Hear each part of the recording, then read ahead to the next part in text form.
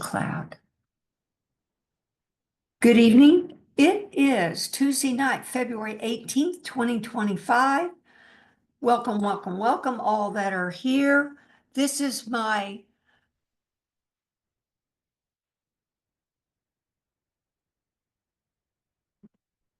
Terry was just texting me. I was listening to it. This meeting, I do two things, A Course in Miracles and Dzogchen. It's Tibetan Dzogchen. Dzogchen's really not Buddhism, because Buddhism is the gradual path, which means there's all these steps in order to be enlightened and awakened. When the Course in Miracles and Dzogchen it's the direct path. They're just obscurations, mental obscurations obscuring this light. Nothing needs to be transformed or whatever. Although I found when we embody the Buddha, that the actual physical form does, the elements get transmuted, but so. But both, that's why I do both, because Dzogchen helped me understand the Course much better, because gave it layman's terms. And of course, within Dzogchen, Buddha's quoted. And for example, in this email I sent out, there's a chant we do during that. I do a daily meditation with a Dzogchen group out of LA, and there's a bodhicitta prayer that we chant, and it's relevant for tonight because A Course in Miracles and Dzogchen is that we are light beings, that we're light. And this bodhicitta is the awakened Buddha. Bodhicitta is awakened to your pure, your empty, open essence that's radiantly lucid and aware and alert and has remembered what you are, what your brothers are, and what source is. But this bodhicitta prayer says, may the pure, brilliant sun of bodhicitta dawn in each and every heart and mind, dispelling the darkness of suffering and confusion unstoppably until all are illumined and awakened. And what's great about that prayer, that's A Course in Miracles, is that we're opening our heart and our mind to unveil this essence, this loving essence, clear light, golden light essence. We are the sun, the sunlight, and it's literal. I was talking before I started recording with Edward and Barbie. It is really kind of shocking to me how these truths we practice actually are literal. Now, along the way, there's things can be metaphors, but it's literal that you are a light being and that your heart, your natural heart, when it's unveiled, will pulsate. I call it like an interstate highway. It goes straight to the heart of every being that you're around. And I've experienced that, and Terry's trying to come in, so I'm wondering, I'll just text her to say, sorry, a second.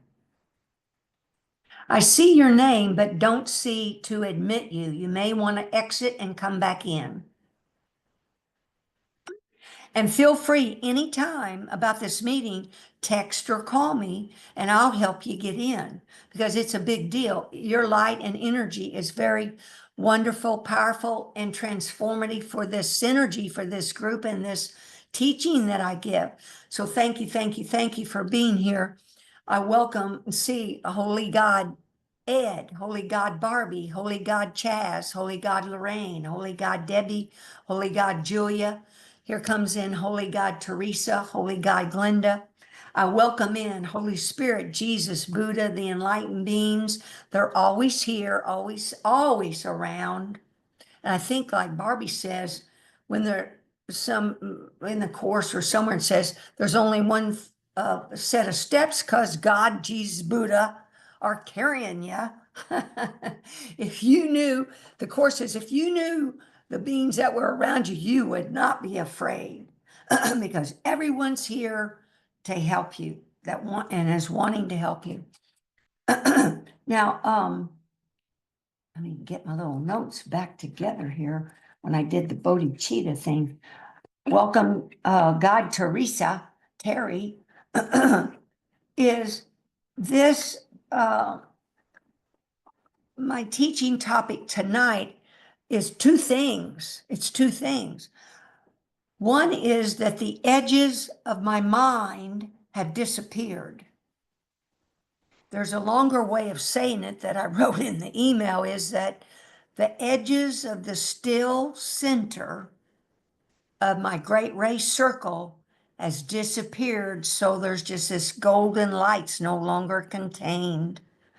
And it's allowed the light to expand and extend to infinity. And contains everything. Everything's united within this golden light. The second one is that the great ray light and the pulsation, the heartbeat in and out of my heart have joined to where it's like they join together. And you can read words about that we're going to give love and light out to our brothers. And if you told me something like this was going to happen, I'd go, I thought it was already kind of happening, but because I kind of thought what I was doing, when I think about sending out light and love, I simply just think about each person.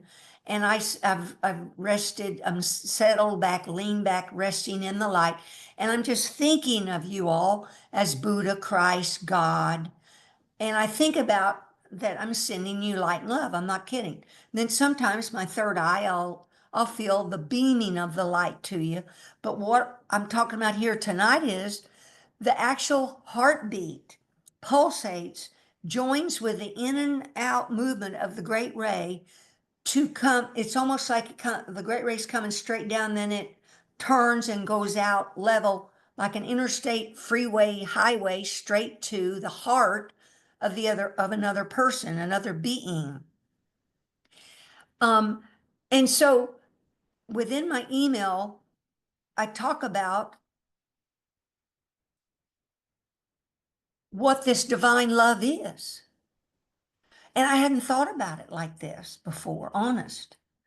Divine love is in our natural state, which means when our hearts opened and we've welcomed in all our brothers and welcomed in God, and this heart muscle actually pulsates divine unconditional love naturally. Now, of course, before then, we're unveiling that heart because it's obscured by our labeling and judgments of our brothers and events, etc. And then it dawned on me what this divine love means, simply because you are alive, even in this illusion. The physical body is breathing and the heart's beating, the great rays coming in and out, even though you don't sense it yet. That by you just being alive proves the Son of God or God loves you. He created you. That's just by his creating you is divine love. And he gave you everything when he created you in that divine love and light. It's and that was a holy mind, but yet when we fell asleep, that caused this fragmentation of the mind where then we think we're separate from each other, so we don't extend out our heart naturally to our brothers. But anyway, it's that simple. And now that I'm aware of what this is, feel free to visualize this, because the great ray comes in the top of the head, goes down the spine. It's almost like and through the middle or wherever it illumines the form, and it enlivens the heart, and they join together and pulsate straight horizontally out to all your brothers' hearts. And you feel your heartbeat. So just you're feeling your heartbeat. It comes in and goes out. It's pulsating. So that's called, by visualizing that, you're giving divine love. That's seeing your brother as an equal. That's a holy relationship and a holy instant. When in doing this email and things that happened this week, my research in the course, it, I'm not kidding, I'm almost embarrassed to think I hadn't put it all together. That by us stopping to taking those short moments repeated many times, just thinking of our brother as spirit, as God, as love, just thinking of him is that. When you stopped right then, that's a holy instant because you're thinking like Holy Spirit thinks, who thinks of everybody as love, divine light, God, Christ, Buddha. But second, you've made a special from a special relationship, thinking they're a body, to a holy relationship that they're spirit, God, light, love. It sounds so simple, but let me explain. It saves you centuries of effort. And elsewhere in the Course, Jesus says it could save you thousands of years. And in writing this email, what came up is I found the paragraphs where Jesus says, your means is going to be different. Your salvation is going to be different. And the means is different from the religious world elsewhere, where they think salvation comes from whatever they think. But our means is different. And our means is the holy instant, the holy relationship, resting in the still center, welcoming your brothers in, welcoming God in, practicing this advanced forgiveness, which simply just means thinking of your brother's spirit. And then I wrote another note here, welcome, resting, advanced forgiveness, meditation. Through meditation, you become aware of this inner golden light. Besides, there's other colors, but meditation and the short moments repeated many times, which that's really presencing or also a holy instant, but I just name it a little different. So you see, these, they're what, 1, 2, 3, 4, 5, 6, 2, 3, 4, 5, 7 items that all go together. And many times when you're practicing one of them, you're really getting 4 of them at once or 5. So it's really powerful. Okay, now, oh, this is shocking to me because see, I was just kind of piecing it together. I would just, as I went along and I would share, but now I'm always asking Holy Spirit, Jesus, Buddha, and the enlightened beings, help me. I want to try to simplify this to help my brothers wake up quicker, save them years of work and time. And so therefore, we get this summary. And by reading that email, you will contemplate, reflect on, and see how these things sound so simple. And because you don't feel any different, you might think nothing's happening. Plus, if you have to feel an illness or somebody acts weird, you can kind of think, oh, I don't, my mind's acting up today. I've just got a lot of thoughts. Hey, the egoic mind's never going to stop thinking. Even in the enlightened or awakened state, that doesn't mean there won't be physical illness, doesn't mean there's going to be the car maintenance needs to be done, body maintenance, plants come and go, doesn't mean any of that. Everything, what's changed is your mind has been unveiled to see that you are within the still center of the turning axle of the center of the cosmic wheel. You are this still, clear light spirit that can rest in that still center as this wheel, as all these physical items come and go. And that's why that EP 55 Lama Surya Das podcast that I quoted in here is important, because he's talking about the flow.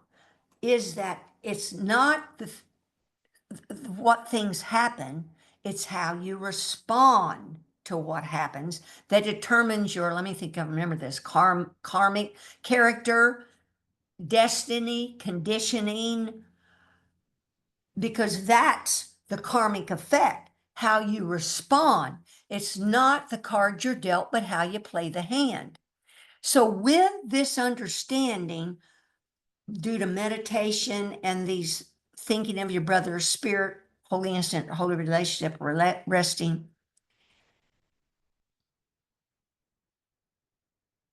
you then are being, you're living from within this flow where form and emptiness have joined. There's no separation. You're interconnected. You're in the middle of it. You're no longer on the outside looking in. But anyway, this is just, but you know, it's working, or you wouldn't be still practicing, and you sure wouldn't be showing up here because this is not your normal course teaching, etc. This is the fast track. This is Dzogchen and the crux of A Course in Miracles. Okay, now what I want to do is I sat and made notes. One thing that, I should cover let's see, Holy Spirit.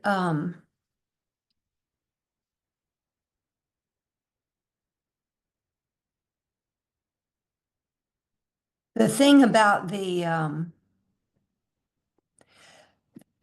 how the heart pulsated and then the great ray joined, that's in the email and occurred. I made notes. What dates were those? February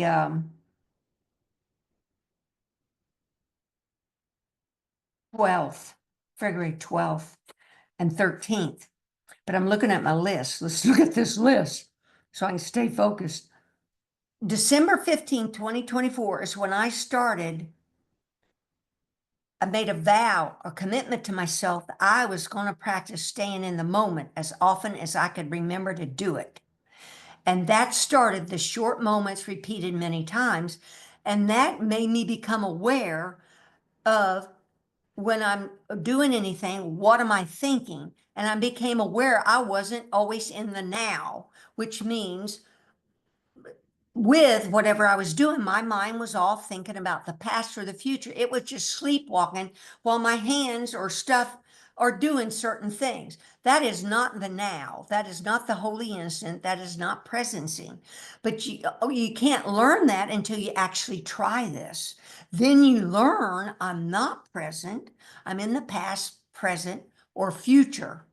Now, presencing means in the holy instant moment.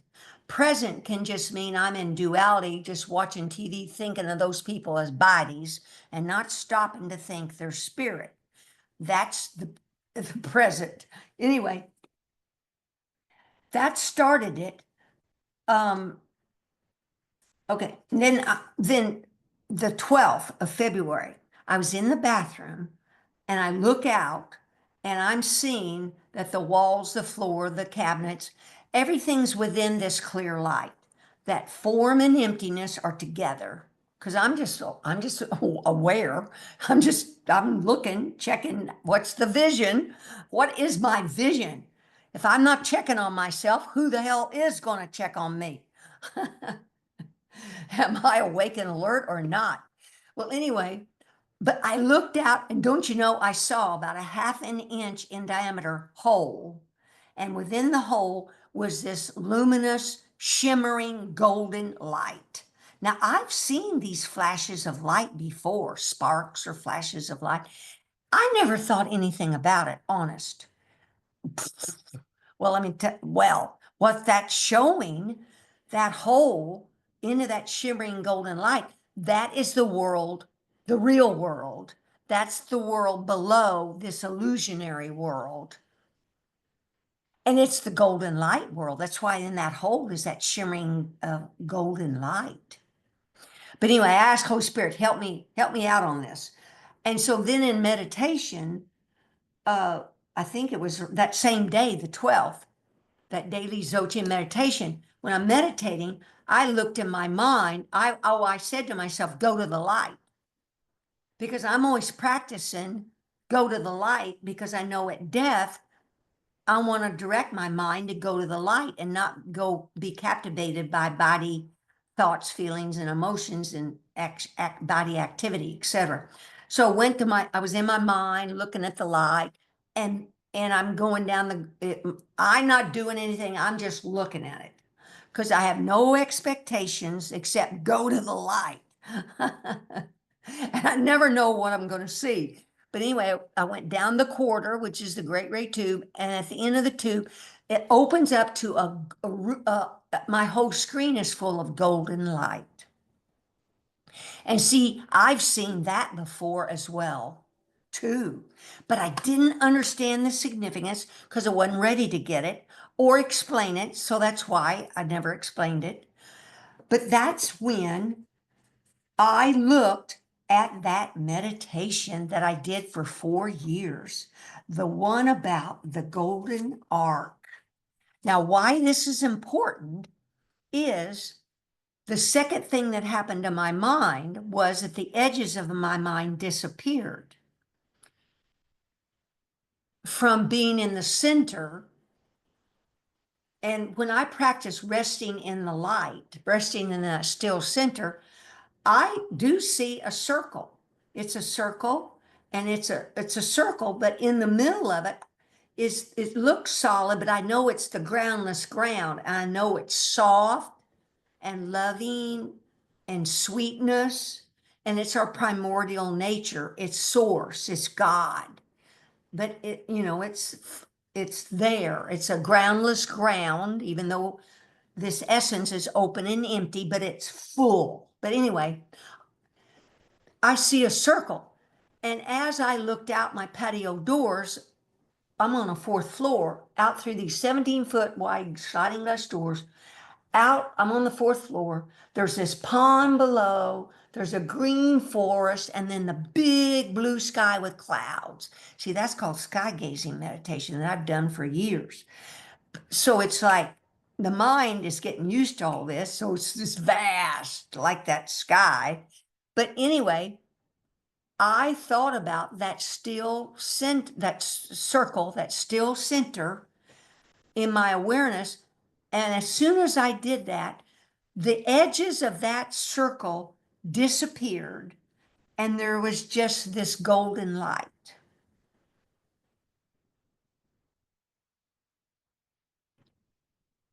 And what this is a literal example of a meditation in A Course in Miracles. It's in chapter 21, section 1, paragraph 8, 7, 8, 9.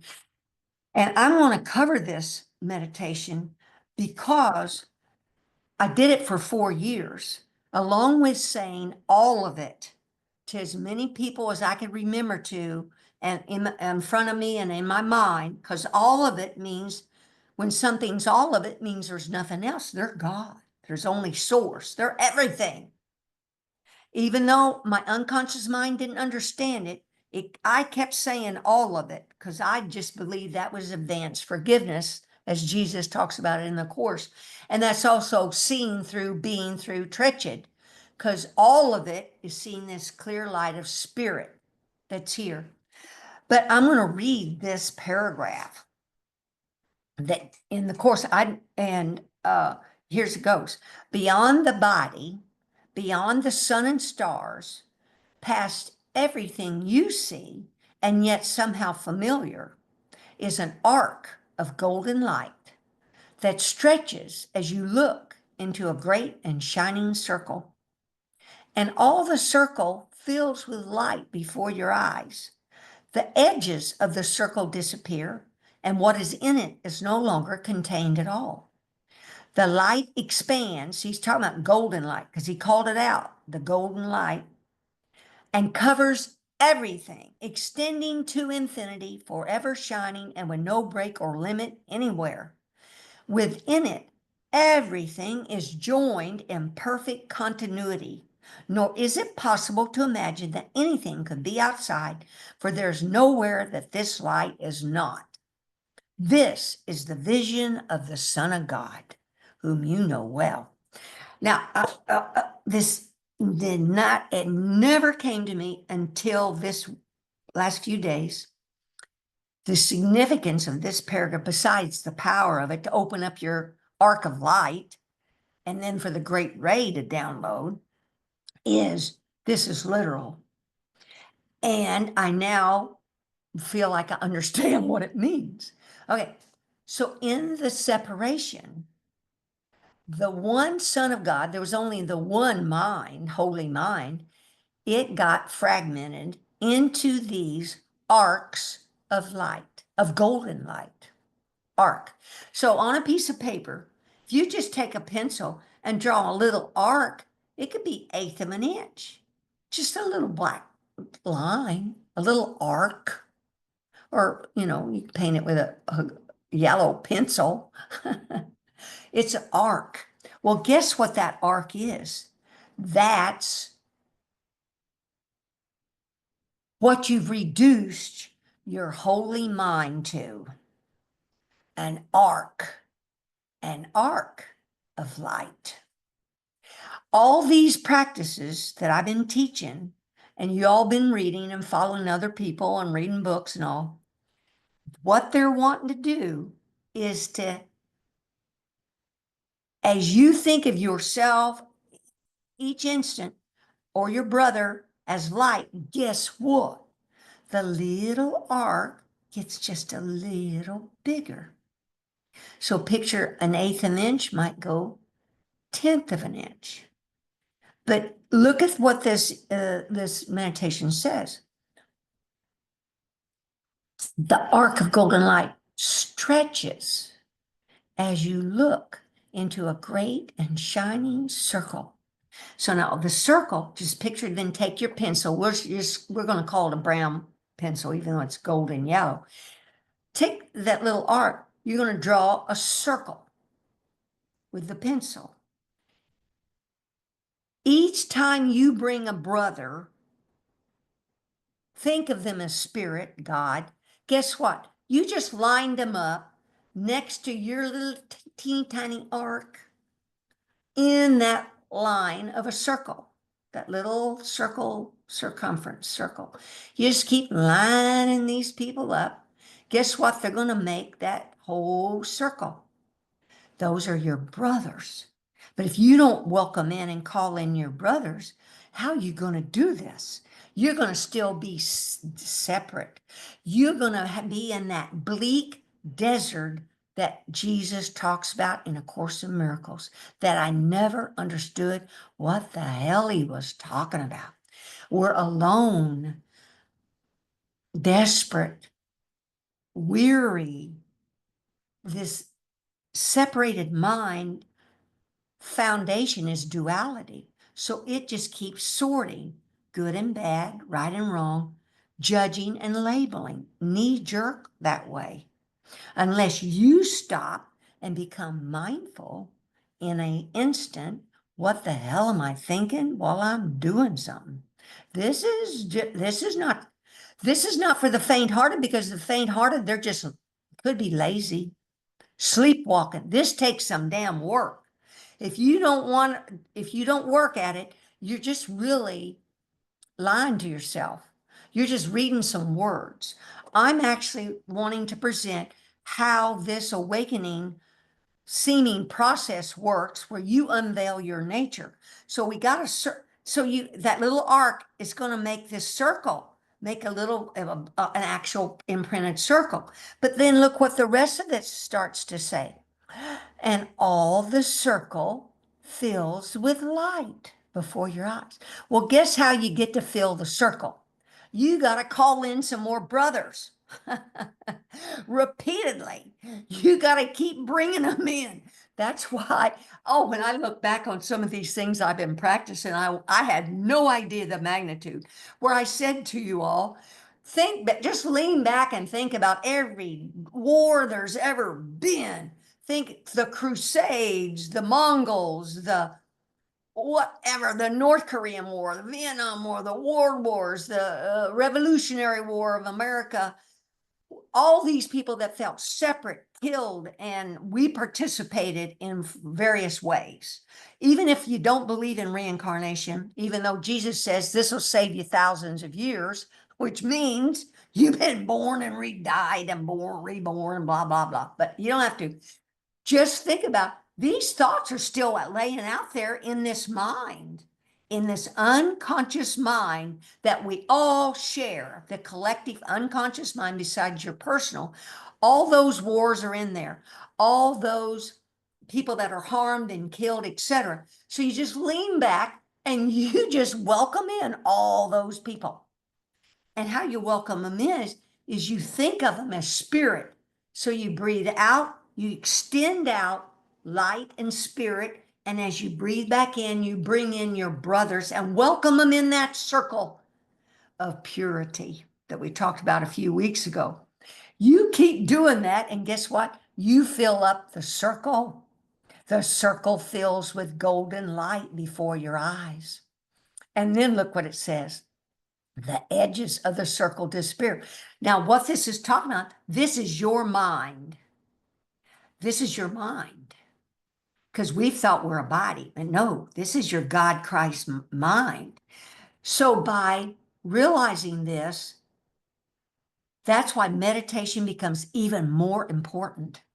And that's why I was listening to that podcast where even that Lama Surya Das says that he does a clear light tune-up. Even he does a clear light tune-up because we can all get used to how we meditate. And if we're not careful, we kind of get in a fog, even with that meditation. We're not alert and wakeful and not alert with it, aware, awake. And so here's a clear light tune-up, what he's expressed to do. And I did it. I was doing it.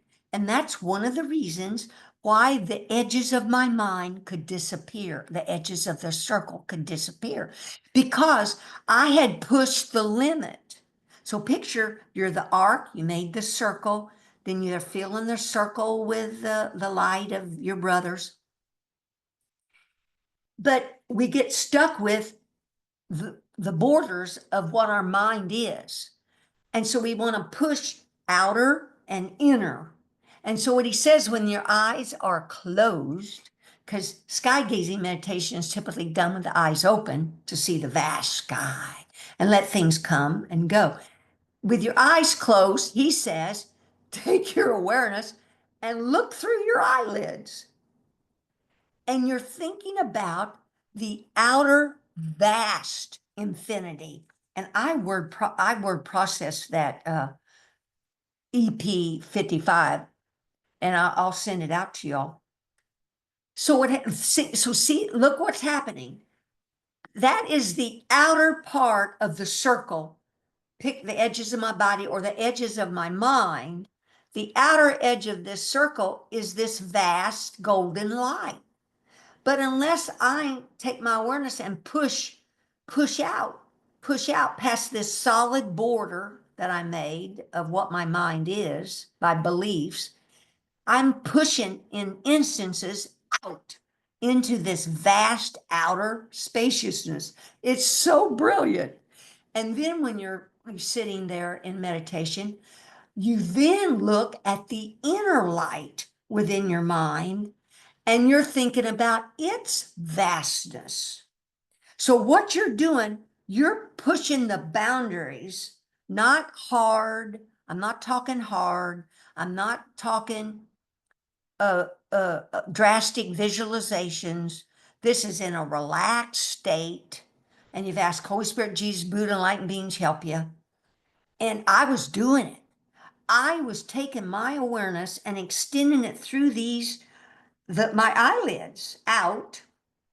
And guess what? Showed up above, like what would look like above my forehead, but behind my forehead, a little half ball showed up of sun. A little half ball. And that was, I forget which day, it's in the email. And I'm going, that's the sun. And I knew it couldn't shine very bright because my mind wasn't ready to see that. But it was a little like a half ball. Then the next time when I saw it, what happens? It was a little 3/4 ball, and rays of sunlight were coming down behind my forehead in my mind, right? Showing me these rays of light are literal. And as you awaken, you will see colors and you'll see these things. You're not expecting it, but you can visualize it. You can ask them to help you. I mean, no, that's the son of bodhicitta. And in my email, Jesus says, the sun that's within your mind is more brilliant than the sun that's in the physical sky. Wow. This is true. This is literal. I'm not making this stuff up. But unless you are aware of what the end game is, I don't think you can achieve it. It'll take you more years of work because you want to open up to all this and ask for help. For you, this is your true nature. This is everybody's true nature. It's just so beautiful. In this. Okay, so then in the clear light tune-up, that's what you're doing. You're extending your awareness to go through your eyelids, then the awareness of the vastness of the inner mind. But then there's the secret beingness, the secret part of this holy mind that you're being with. That I gotta remember to get to the rest part, but is then this becomes the light show. This becomes the flow. Because then in your mind, you've leaned back.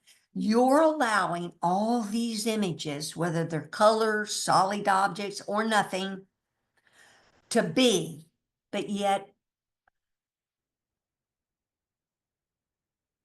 what will happen, you're going to see it. The translucence, the luminosity, the shimmering of your light. It's going to happen or you wouldn't be here. This is part of this process. But you, by doing this, you're learning about the flow. You're learning how your mind works. Oh, so then when you're in that, you're aware of this mind, what'll happen? The light show goes on. And in my light show, it showed up this pedestal, a round pedestal, and the pedestal was turning about 3 foot in diameter. And there were 3 women. They were like goddesses, like Roman goddesses, in long robes, holding with a hand up with a scepter. 3 of them with uplifted hair and all solid white. Now, all these things are symbolic. None of this is by chance. This is Holy Spirit want me to share all this with you. This is exemplifying that we're gods and goddesses on this, in midair, this pedestal's turning, and below the pedestal were these dancing dakinis that can be called angels, dancing enlightened beings, happy, rejoicing. And then it changed to where, and it was kind of dark, so I couldn't tell if it was dakinis, but then when the more I thought about what it looked like, it's like samsara, where the bodies are lying all among each other in sort of some darkness in the hellish samsara. And all that's saying is that you can become aware of samsara, hell, nirvana, and nirvana is not an actual place. It's enlightenment. It's this peace of mind. But anyway, it can look at like physical objects, of course, but those are just the physical forms with the clear light. Form and emptiness are one. They're not separate. They're all together. And each of you have uplifted arms with a scepter, a light sword, or a fire sword, whatever you want to call it, that can cut through anything you need to cut through, see through, be through. You're not at the mercy of anything. You can use physical Vajra tools, light swords beside your mind to cut through, see through, be through anything. Now, resting. Oh, this was just wow. When I found this paragraph in the course, this will save you centuries of work, of effort. Jesus said it, centuries of effort. It is, where's page 1? Page 2, let's see where this is. Chapter 18, VII 7. I'm going to read it because I've never understood this until now. And this has been misinterpreted by people. Here's Jesus' quote: "To do anything involves the body. And if you recognize you need to do nothing, you need do nothing. You have withdrawn the body's value from your mind. Here is the quick and open door through which you slip past centuries of effort and escape from time. This is the way in which sin loses all attraction right now. For here is time denied and past and future gone. Who needs do nothing has no need for time. Here's the clincher. To do nothing is to rest and make a place within you where the activity of the body ceases to demand attention. I never knew what I was really doing and what that Lama Surya Das was teaching or the Course was teaching. But yet, rest, I would know rest. I wanted to rest my weary heart and mind. I was tired, wearying from all this human doing, so it's to rest. So that's why to rest is difficult to rest, because when you're the arc of light, you don't even have a circle or a mind that's big enough to lay yourself down in it, really, right? But now you visualize it so you can get enough space to lay in because it's vast. But that's why I have you picture the ocean. Oh, it's so transformative, the ocean. And Jesus uses it too in the Course, that you lay yourself, your body and mind, spread eagled on the bed of the ocean. That's the vast center. That's the center, the still center of the storm, that calm place. And I got to remember to read that rest of that quote. You lay your body there, and the ocean waves, see, they're moving back and forth because they're in synchrony with the great ray movement back and forth. And just feel the movement of the ocean waves back and forth through your body and visualizing it's healing, washing all the unconscious mind and the conscious mind of these thoughts of judgment that we've automatically knee-jerkedly done. And it helps us. And it gives you a rest. Just lean back there and rest, doing nothing. And for as many seconds as you can do, then every time you go to rest, it'll build from a few seconds to 10 seconds to maybe 15 seconds or 20 seconds. It gives you rest. Oh, which is just rejuvenate yourself.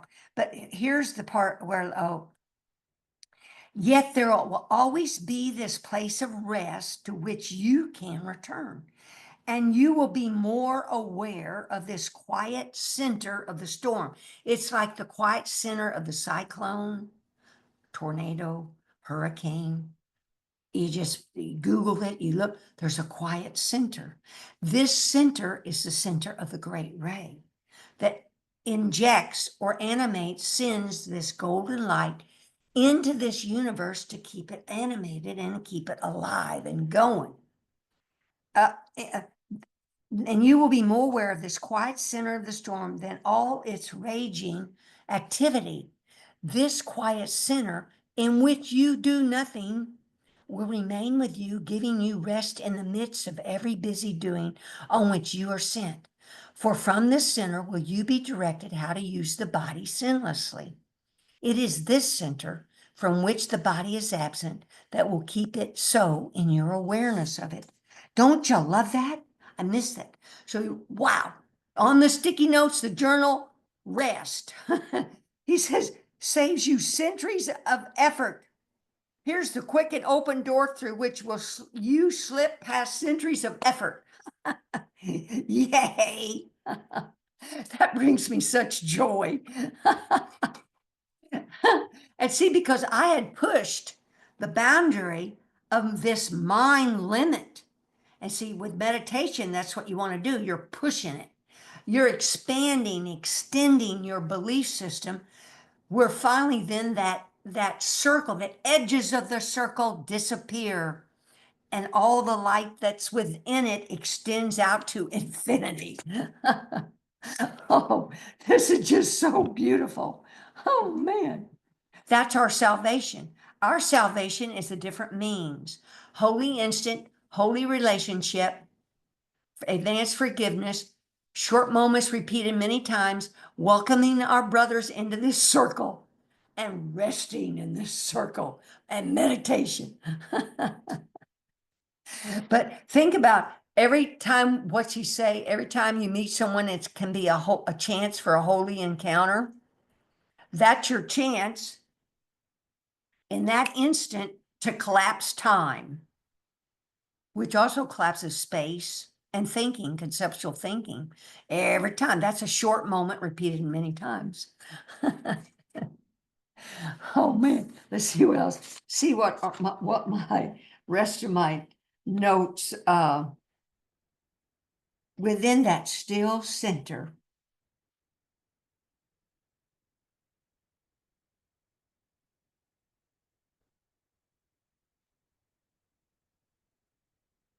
Ooh, let me read then. Let's read what Jesus calls some of this.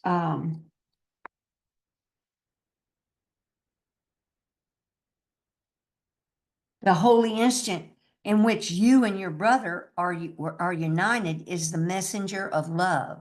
See, I got messed up about love because it's really, even though you have a warm feeling, it's just simply your heart beating is divine love. And then for you to visualize that your heart beats and extends out and goes straight towards somebody else's heart, you're pulsating divine love. That's the messenger. You're a messenger of love. And love is not learned. It's not learned because you are it. That heart of yours that's pulsating is your natural state. It's kind of shocking to me that I missed this. Just by being alive, you are love. You are the golden light of spirit as well. Let's see where Jesus talks about the sun. Here it is in chapter 22, VI 4. And he says, this holy relationship, lovely in its innocence, mighty in strength, and blazing with a light far brighter than the sun that lights the sky you see.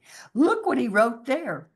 Every time you think of a brother as spirit, as God, you've made a holy relationship and you just shot this divine golden light out to the world, even though you don't see it or feel it. The magnitude of this just blows me kind of away. No wonder it culminates and catapults you quickly. This momentum, you get glimpses along the way, and then you rest there longer. The gap between thoughts, the sacred pause, this thing about a pause between subject and object, stimulus and response gets wider, and you know this is working because you're not reacting like you used to react. You've got more of a pause, or you catch yourself sooner. Yet the light is there. A cloud does not put out the sun, and he's told you the sun is brighter than the sun that lights this sky. Your holy nature. Oh man, 6. Let's see what else he says here.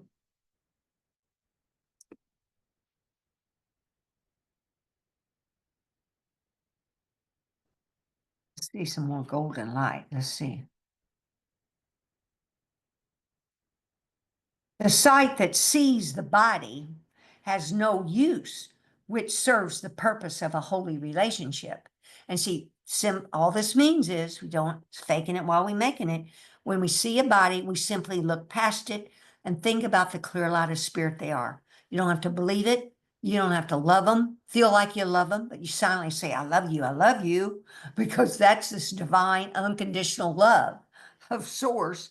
But it doesn't mean you have to go to Thanksgiving dinner with them, invite them over, set your boundaries, maybe have a separation or a divorce. I don't know. Doesn't mean any of that. I don't know what any of that means other than how you think of the person when you're responding with whatever needs to be done.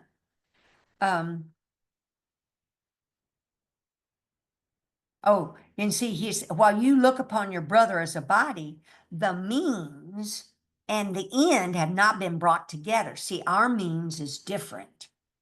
I never understood what that meant. Our means is different. Simply thinking of them as spirit is a holy relationship, divine, God. Why should it take so many holy instances to let this be accomplished when one would do? Well, you just keep thinking this way and it will catapult into that one big one. The little breath of eternity that runs through time like golden light.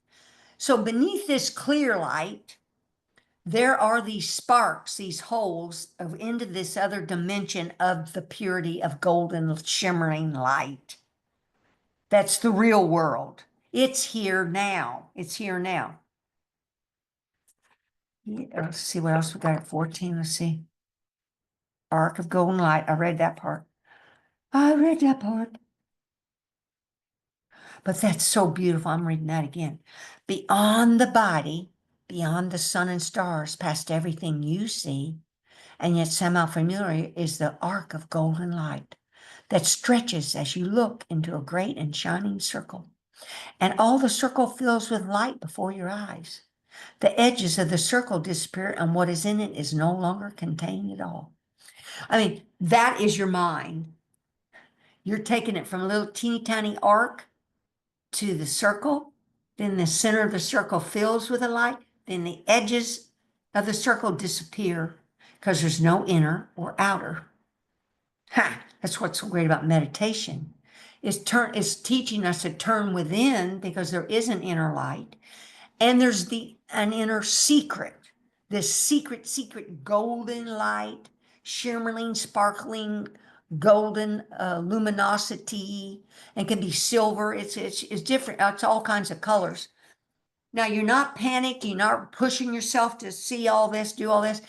You're just aware that you are literally a light being that's filled with love, this divine love. You're a spiritual being.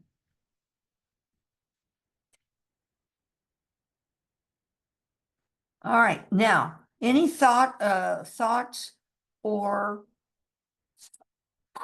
comments or questions? Because 7:57, I'm trying not to go that long because sometimes people don't have time to view videos that are very long. But thoughts, comments, questions are wonderful. Yes, Lorraine, just unmute. Yeah, so all these things that you experienced, on the one hand, like you just said, you're not trying to have these images or these experiences. So are they just when you allow yourself to rest and allow what spontaneously arises to arise without effort to, I have to focus on a arc and I have to focus on a great ray, you know what I mean? So it's like the balance of what do we really have to focus on, and are we just allowing it to spontaneously arise because we're in that rest? That's such a good question. And I think it's called the middle way. It's a balance, because I'm thinking about what I do is I, because of that great ray, I know it's true. And I know that great ray animates the universe. And the center of it is that still center. I would visualize that, and I lean back and lay in it. And I lay in it. But now that I know that the edges of the even that center, those get let go of, it's perfectly okay to visualize letting go of the edges of that center. And now that I think about it, when I did that meditation, that whole meditation, beyond the body, beyond the star, for 4 years, I would sit in meditation and I would think about an arc, that the arc was little. Then I made the arc a circle. Then I would follow. I'd have to open my eyes and reread the quote that Jesus had. And then the circle fills with light. And I go, okay. And then the circle fills with light. Then I would picture light fill the circle. Then the edges of the circle disappear. Then I'd picture the edges of the circle.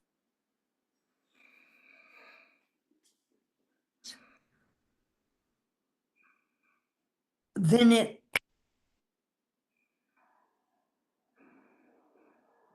stable. So Glenda, you're going in and out. it's okay. You can be. My internet connection. Yeah.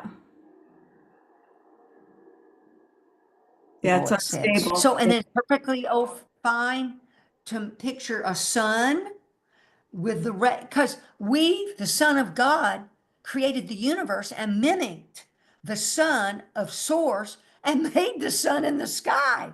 Isn't that wild? We use the sun in the sky. So it's literal. It is literal. There.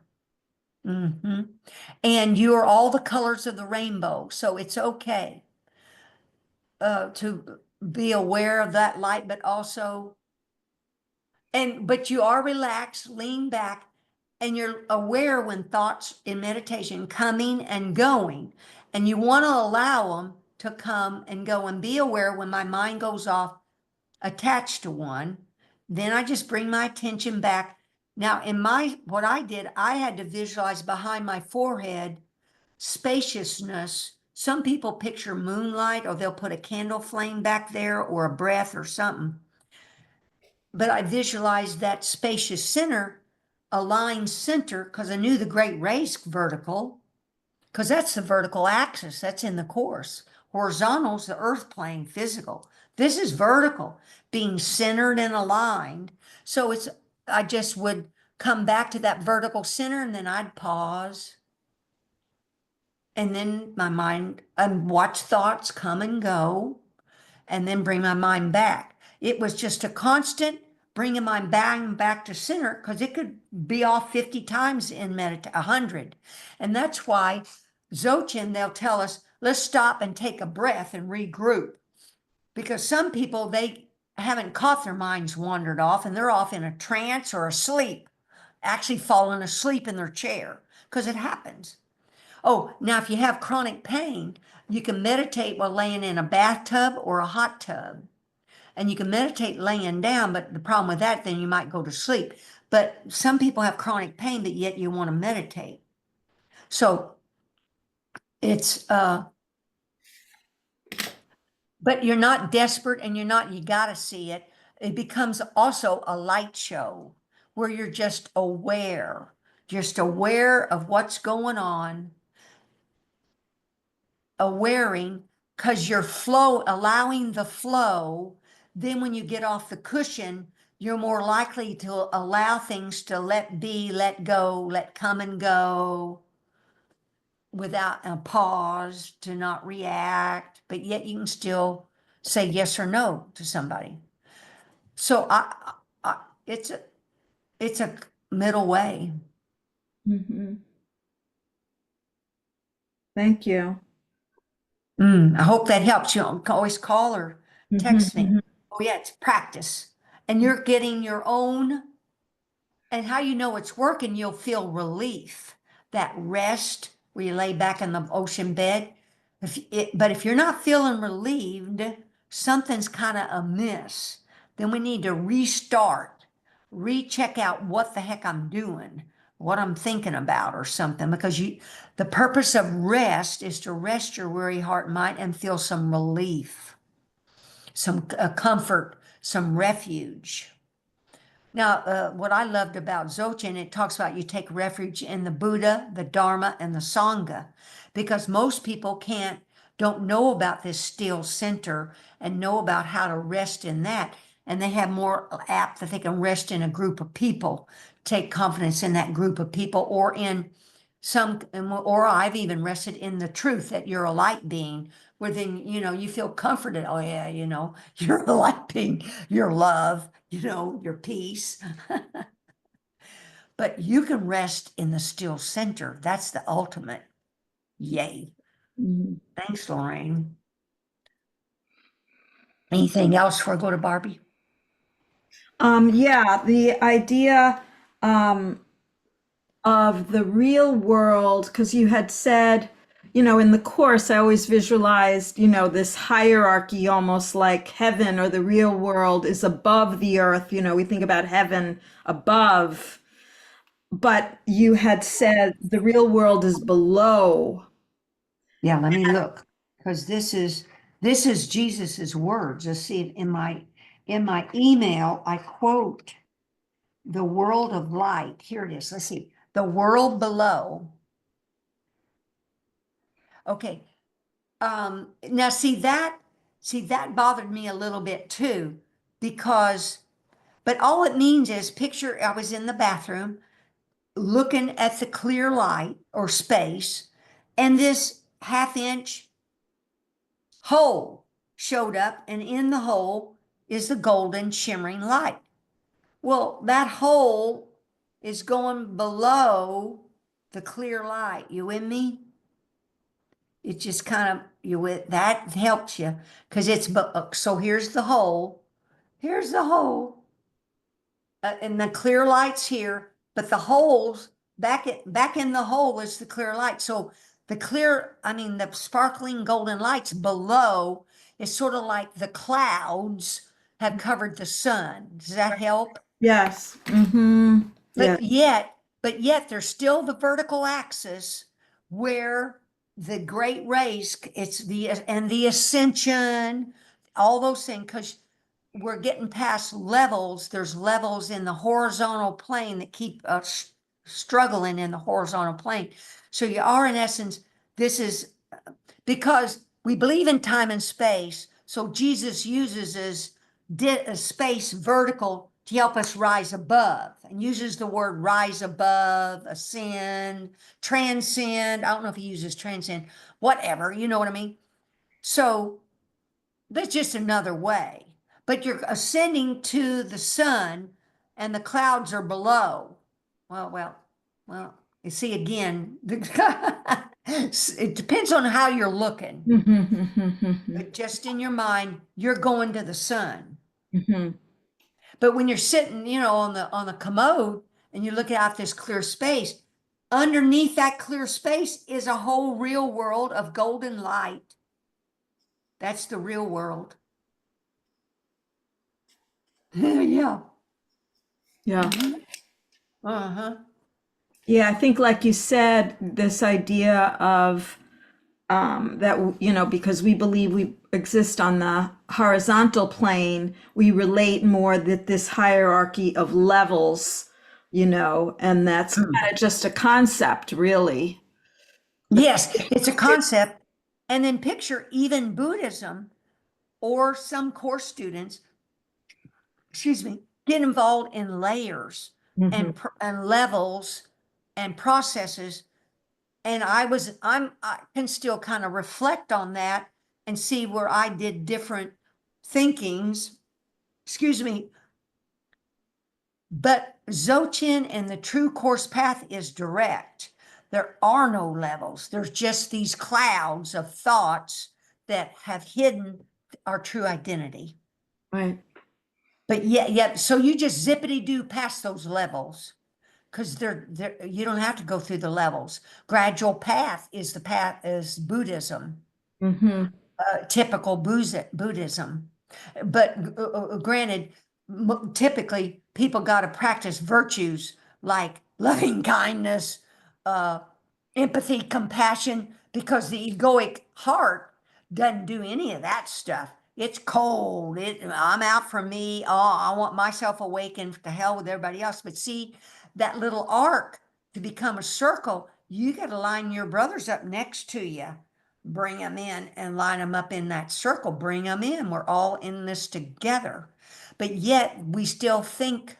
That's why the Course has those characteristics of traits of teachers of God: generosity, kindness, what, joy, I forget what they all are. Yeah. So we still have a little practice that's called a little tweaking. I forget, some holy person said, "Oh yeah, we're all Buddhas by nature. We just need a little tweaking." And see, our path is straight Dzogchen and Course, so there's less. That's the little tweaking. Yeah. Don't you love it? Yeah, and the idea of the clouds, really, that's just the confusion in the mind, the thoughts, the beliefs. Those are the clouds. Clouds are still like a concept and what, like a veil that's Yes. keeping us from the real world. So that's beyond time and space. So this idea of below and above is just kind of, really just concepts. Yes. So you just see through the clouds. Yes. Somewhere in the Course, Jesus says, take your hand and move the clouds away, and there's the sun. And Yes. that's those short moments repeated many times, thinking of our brother as spirit, clear light, making a holy instant, holy relationship, uh, just advanced forgiveness, a trifecta of salvation, fast, right? Just Yes. move the clouds away, seeing through, trenches cutting through like diamond vision. A diamond will cut anything, but yet can't be cut by anything. Mm-hmm. Your Mm-hmm. vision is cutting through, seeing through to the essence, your true essence, the three kayas, your empty, open essence that's radiantly lucid and aware. You're aware. And see that lucid nature is always creating. So as you meditate and you've leaned back and the light show's going on, what you're seeing is your creative God nature. It's creating these images. Some are light images, some are star images, solar system images, people images, doesn't matter. It's all creating images. But some of them are just showing you that you are awakening because you're seeing they're showing you and they're guiding you. Holy Spirit's using them to guide you. Because if you have memories and meditation of events or people, for sure, write that down after meditation and practice holy instance, holy relation, thinking of those people. A spirit may take 500 or 1,000 times on those people before you feel love towards them. And those people are representative of all that same type person in every lifetime you've ever had. Oh, when you cut through, see through that to what it truly is, spirit, you've cut through lifetime after lifetime a belief of that type person as real. Go ahead, Lorraine, something else? No, that's it. Wonderful. Thank you so much. Oh, thank you. Thank you. What each of you are doing is helping all of us. Thank you, thank you, thank you for being here. Yes, Barbie, you got your hand up. All I know is what I learned from Glenda over a year ago. Do not put expectations on yourself to have an experience. Mm-hmm. Because when you do, you're like putting resistance on yourself because I never got there. Once I learned to be open, see quiet, and now I could see quietly and I see a vastness in front of me. And then I feel the energy and I could feel the love pouring out of my cells and everything. But the minute I think, oh, I want to get there again, it goes. But I don't do that. And I learned how to push everything away. And if something comes up to me in that meditation, during that meditation, I even do my advanced forgiveness because that's when I remember that, and that. And then afterwards, I still do that, and that. And yeah, it's gotten me to a wonderful place. I could sit in the stillness for a long time. And before I didn't like being there because, I'm anxious, I'm nervous and whatever. No, once you get there, you're so calm, you're so content, you love and peace is flowing out of you. And I know that I'm sending it out to everybody because I could feel all the energy in my body. But it was saying, do not put any expectations on you because you'll never get there. Yeah, now good point. Now, what I also want to share as you're speaking, because you've done this a while, Barbie, and you've got it, the rest, here's where that Lama Surya Das picture 50 years he's been doing this. He does the clear light tune-up. So when your eyes are closed, lids, take your vision and look past your eyelids out. Look out. I want you to look out to that vast outer spaciousness. And what you're doing, you're opening up this mind. Remember the circle? The circle? It's expanding your mind. See what happened on the limit that we put the edge on the mind that's confined it to within the body is we're pushing the limit and we push it, it pushes out, it flexes, it kind of makes the edge permeable. And so you just keep pushing and you're looking out through those eyelids and then you're coming back in looking. I want you to look into the vast inner spaciousness because there's a secret spaciousness. And what that's will do will stretch your mind because I want to have you have the experience where the edges of the circle disappear. Well, I do have it where I'm there and there's no time, there's no time, no space. And I mean, it's vast. I mean, I have no boundaries or nothing. Everything, it's just so expansive. But what Yes. is it? So that's the secret spaciousness you're talking about, where everything's expansive? That, let me think. And I've already seen, well, red is my color. I always see red. I see other things too. But I guess when I first started, red was my color. So I know when I see red, I'm going to the right place and I get the pulsating and I'll get the rays coming down and I'll get like, it looks like all white, like dense fog. And I learned how to push back against the clouds. Yeah, I've been there and I enjoyed it. I enjoy it. And I know I could get there anytime because it's always inside me. Yes. And see, I could too. So I think I got settled in that or just stayed like that because it was what you just described. Yeah. But by doing what I just said, you're extending your awareness through those eyelids and then back in but you're being aware, not just watching the light show. I'm wanting you to take your awareness within this light and look around. Just look around in the awareness, not necessarily waiting for the stuff to show up. But anyway, it's hard to describe, but what happens then when I looked out with my eyes open, not in meditation, is when I thought about the still center of the storm, the still center. And that's when the edges of the circle disappeared. When my eyes are awake and I'm walking around in the physical world, that's the joining of form and emptiness. That's the step I'm wanting you to experience. So to be at peace with my eyes open, to be in the Yes, of yes, peace. to be within the center, be within form and emptiness. And so I'm wanting you to, you call me and we'll talk about on the phone a little bit, but to do that, that's stretching the clear light tune up when you meditate. Okay, so I I'll would have just ask never you about thought this. I'll ask you about the clear light tune-up when I give you a buzz. Okay, Yeah, very gotcha. good question. Thank you. You're ready for that. Because that can almost be kind of like a blissy hot tub. The Dzogchen people out of LA can sometimes call it, where we just kind of get used to this blissy happy, which is being stuck. No, what I'm talking about is spontaneously present, alert, and awake. and you're aware of what your body's feeling when you're sitting in the chair. Maybe your leg, you want to move a leg, or you're spontaneous.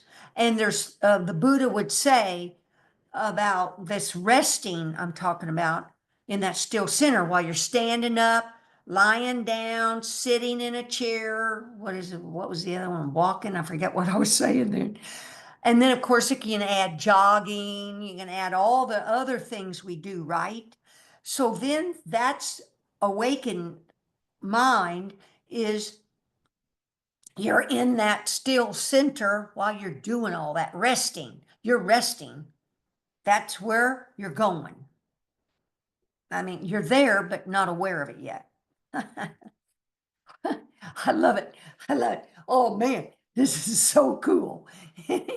Any other questions or comments? There's Chaz, Ed, Debbie, Julia there. And Terry had to leave, that sweet Terry. She wasn't feeling well and came out, bless her heart. Let's go around the tile and think of each person here as God. Oh my goodness, that's a holy instant, a holy relationship. Zippity doo, that's our salvation. And advanced forgiveness, trifecta, I call it. God Barbie, God Lorraine, God Chaz, God Ed, God Debbie, God Julia, God Terry, God Glenda, and all those watching this video later. Thank you, thank you, thank you for what each of you are doing to help all beings wake up. So let's do a prayer here. In that,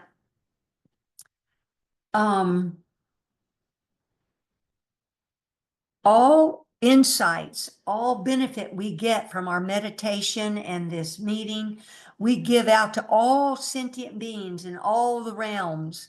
There's 6 realms. There's gods, demigods, humans, animals, hungry ghosts, denizens in hell that think they're in those realms. Please remove all outer, inner, secret obstacles that they ever thought they're incomplete, apart, or separate from their true identity, what their brothers are, and what source is. Thank you, thank you, thank you.